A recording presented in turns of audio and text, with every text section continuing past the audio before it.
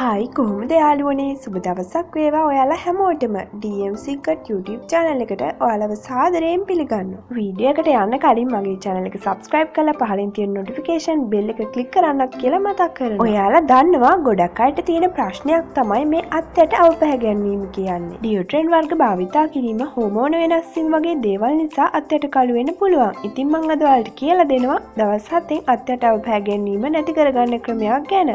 මේකෙන් අත්යට අවපහැ ගැනීම අවම කරගන්න පුළුවන් වගේම අත්යට දහඩිය දුවලත් අවම කරගන්න පුළුවන්. දැන් අපි බලමු මේ ට්‍රීට්මන්ට් එක කරන්න ඕනේ ස්ක්‍රබ් එක හදාගන්නේ කොහොමද කියලා. මුලින්ම අපි මේ වගේ සීන් ටිකක් අරගෙන මේකට මේ විදිහට ඔයා භාවිතා කරන ටූත් පේස්ට් වර්ගයක් එකතු කරනවා. ඊළඟට අපි මේකට මේ විදිහට 2.45ක් එකතු කරනවා. ඊට පස්සේ අපි මේක හොඳින් මික්ස් කරගන්න ඕනේ. ඊළඟට ඔයාලට පුළුවන් මේ ස්ක්‍රබ් එක ඔයාලා නාන්න කලින් මේ විදිහට බ්‍රෂ් එකක් භාවිතා කරලා ඔයාගේ කිහිලි ප්‍රදේශය හොඳට ස්ක්‍රබ් කරන්න. ඔයාලට පුළුවන් විනාඩි 2-3ක් වගේ වෙලාවක් ස්ක්‍රබ් කරලා මේක මේ විදිහට සෝදලා ඉවත් කරන්න.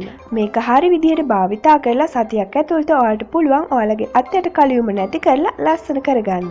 ඉතින් යාළුවනේ මේ ට්‍රීට්මන්ට් එක ඔයාත් try කරලා බලන්න. මම හිතනවා අද වීඩියෝ එක ඔයාලට ගොඩක් වැදගත් වෙන්නේ නැති කියලා. ඒ වගේම මේ වගේ තව වීඩියෝස් බලන්න මගේ channel එක subscribe කරලා පහළින් තියෙන notification bell එක click කරන්නත් අමතක කරන්න එපා. ඒ වගේම මගේ වීඩියෝ like කරන්න, share කරන්නත් අමතක කරන්න එපා.